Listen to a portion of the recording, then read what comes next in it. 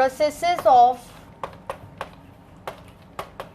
DNA recombinant technology.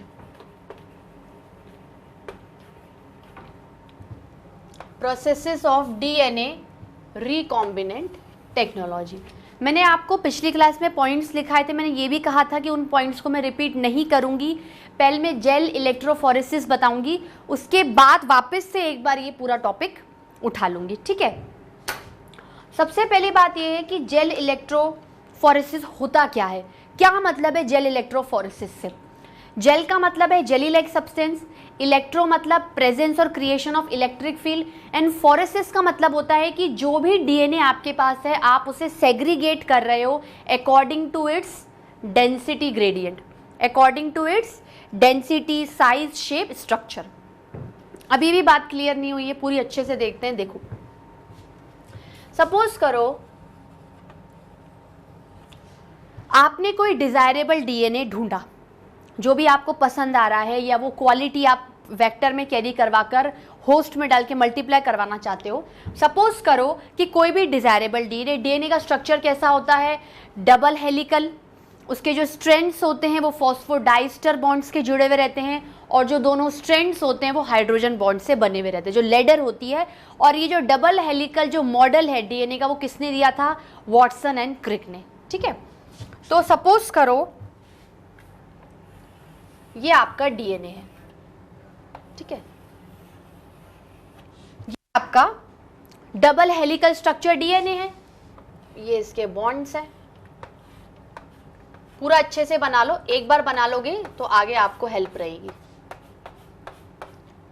अब आपने कोई भी डीएनए उठाया, अब पूरा डीएनए थोड़ी आप यूज करोगे, पूरे डीएनए के अंदर कोई ऐसा पार्ट होगा जो आपको डिजायरेबल चाहिए, ठीक है। आप क्या करोगे, जैसे आपने कहा कि ये वाला पार्ट, एक तरीके से रिवीजन ही हो रहा है आप लोगों का, ये वाला पार्ट मेरे को चाहिए, इस वाले पार्ट को आप क्या करो, डीएनए से काट दो, क्लीव कर दो। मैं इस वाले पार्ट को, इस वाले फॉरेन डीएनए को, एलियन डीएनए को वेक्टर डीएनए के साथ जोड़कर होस्ट में इंट्रोड्यूस करवाना चाहती हूँ, आरडीएनए बनाकर, ठीक है। ये बात क्लियर हो गई। अब ये वाला पोर्शन अगर आपको काटना है तो क्या यूज करोगे, एंजाइम रेस्ट्रिक्शन एंडोन्यूक्लियस। जो भी एंजाइम आप यूज करोगे, पर्टिकुलर एंजाइम, उसका कोई एक पैलिंड्रोमिक सीक्वेंस होगा, वो जाएगा, जैसे आपने यहाँ डाल दिया, वो पढ़ता जाएगा पढ़ता जाएगा पढ़ता जाएगा, और जो भी उसकी पैलिंड्रोमिक सीक्वेंस होगी उसको वो क्लीव कर देगा। और हम लोग पूरी कोशिश करेंगे कि हम ऐसा रेस्ट्रिक्शन एंडोन्यूक्लियस लें जो कि उस पैलिंड्रोमिक सीक्वेंस को काटने के बाद स्टिकी एंड्स प्रोड्यूस करे। There should be some unpaired nucleotide, जिससे कि वो जुड़ने में क्या हो, मदद हो। जिस भी प्लाज्मिड डीएनए के साथ जुड़ेगा उसके साथ पेयरिंग उसकी बड़ी आसानी से हो जाए। जैसे अपन ने जो सबसे widely use restriction endonuclease, widely मतलब हर बायोटेक्नोलॉजी के सेंस में आप ये एंजाइम यूज करते हो, वो है EcoR1, जो कि इस पैलिंड्रोमिक सीक्वेंस को पढ़कर काट देता है।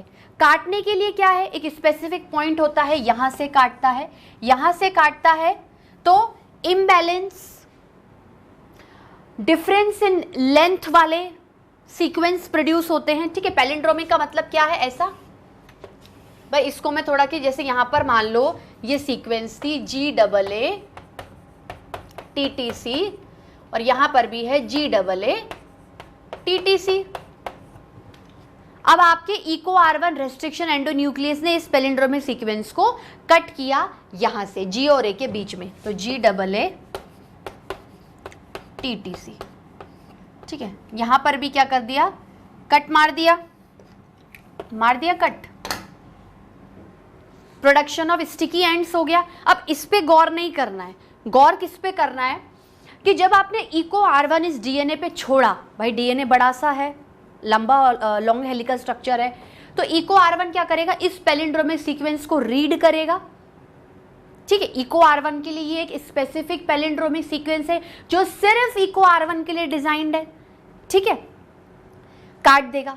अब यही पैलिंड्रोमिक सीक्वेंस क्या इस पूरे डीएनए में एक ही जगह होगी, नहीं। सपोज करो 3 जगह हो गई, सपोज क्या करो 3 जगह हो गई। जैसे अपन इसको और अच्छे से समझने के लिए स्ट्रक्चर को बड़ा बना लेते हैं, ठीक है।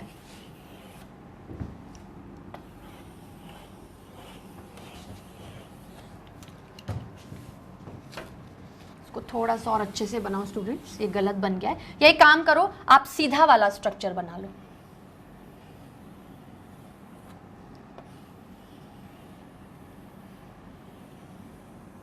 ठीक है।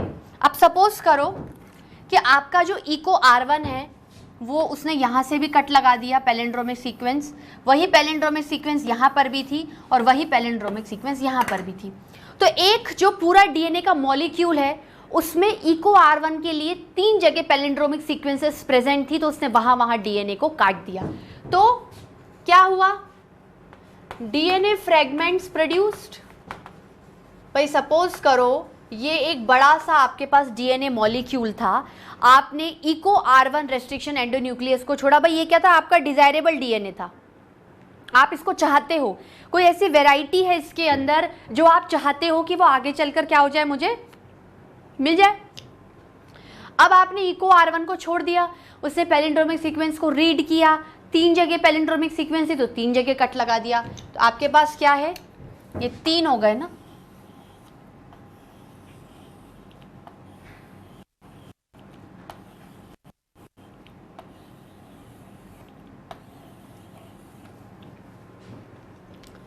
DNA fragments created. ठीक है, पूरा नहीं लिखा रही हूं, सिर्फ काम काम की चीजें लिखा रही हूं। अब ये तीनों हमारे पास डिजायरेबल डीएनए के अंदर भी, ठीक है,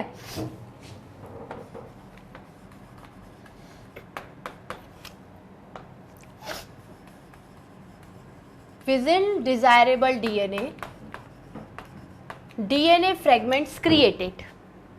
3 टुकड़े मिल गए आपको डीएनए के। अब आप चाहते हो कि इसमें से भी मैं सबसे बेस्ट वन सेलेक्ट करूं, the most favourite one, the most desirable one में सेलेक्ट करूं। जैसे आप एग्जाम्पल ले सकते हो कि आप किसी शॉप में कपड़े खरीदने गए, आपको खरीदने सिर्फ एक ही कपड़ा है लेकिन पसंद आपको 5 आ गए, लेकिन आपके क्या है, बजट में 5 खरीदने का अभी वो नहीं है कि भाई मैं इतना कैश नहीं लेके आई, अभी मेरे बजट में इतने 5 कपड़े खरीदने का नहीं है, तो मैं कोई भी एक खरीदना चाहती हूँ।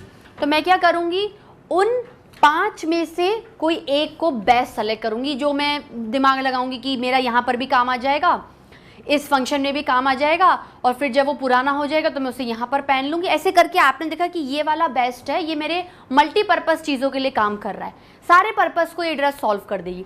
तो उसी तरीके से इन तीनों डीएनए फ्रेगमेंट्स में भी मुझे सबसे डिजायरेबल डीएनए सेलेक्ट करना पड़ेगा। तो मुझे क्या करना पड़ेगा, मैं इनको अगर सेग्रीगेट करना चाहती हूँ, भाई अगर मैं मान लो मैं ड्रेसेस में सेग्रीगेट कर रही हूँ तो मैं कोई लॉजिक, जैसे मैंने कहा कि कलर पॉइंट ऑफ कलर से मैंने सेग्रीगेट कर लिया कि ये येलो था, नहीं येलो मुझे पसंद नहीं है, ये रेड है, रेड बहुत भड़कीला है मैं नहीं पहनती, वाइट हमारे में अलाउ नहीं है, ब्लैक मुझे गर्मी करेगा, तो मैंने देखा कि ये ना मल्टी कलर्ड है तो मैं मल्टी कलर ड्रेस खरीद लेती हूँ। मल्टी कलर्ड सब कलर है इसके अंदर, थोड़ा बहुत जो पसंद नहीं है वो भी हो जाएगा, पसंद है वो भी हो जाएगा। तो उसी तरीके से अगर आप इन तीनों डीएनए फ्रेगमेंट्स जो कि आपके हाथ में हैं उसमें से कोई बेस्ट वन लेना चाहते हो तो आपको इन्हें सेग्रीगेट करना पड़ेगा। और इनका सेग्रीगेशन का पॉइंट ऑफ व्यू या बेसिस क्या होता है, इनकी डेंसिटी, इनका वेट के अकॉर्डिंग आप इनको क्या करोगे, सेग्रीगेट करोगे, और उसी सेग्रीगेशन के ड्यूरेशन में आप अपना सबसे डिजायरेबल डीएनए क्या करोगे, निकाल लोगे। ठीक है, कैसे होता है, now to select that most desirable DNA,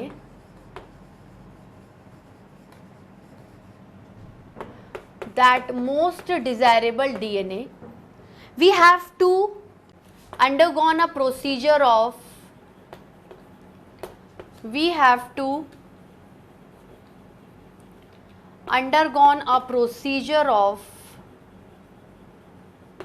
gel electrophoresis. कौन सा स्टूडेंट्स, जेल इलेक्ट्रोफोरेसिस। बुक में हो सकता है आपको पढ़ने पर देखने पे कॉम्प्लिकेटेड लगे, मैंने इजी वे में बनाया है, बस आप इसको ध्यान से सुनो, आपको टेक्निक पता होनी चाहिए। ठीक है, जेल इलेक्ट्रोफोरेसिस। क्या मतलब है जेल इलेक्ट्रोफोरेसिस का? आप इस प्रोसीजर के थ्रू जो भी आपके पास अवेलेबल डीएनए फ्रेगमेंट्स हैं उनको आप सेग्रीगेट कर रहे हो, उनको आप क्या कर रहे हो, सेग्रीगेट करोगे, अलग अलग करोगे और फिर अपना डिजायरेबल डीएनए ढूंढकर उसमें से निकाल लोगे। ठीक है, now to select that more desirable DNA we have to undergone a procedure of gel electrophoresis. It segregate या it segregate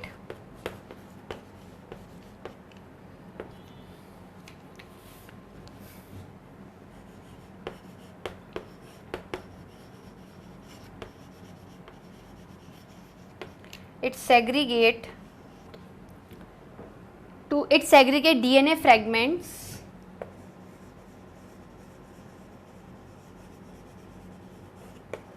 according to their density, density मतलब भार।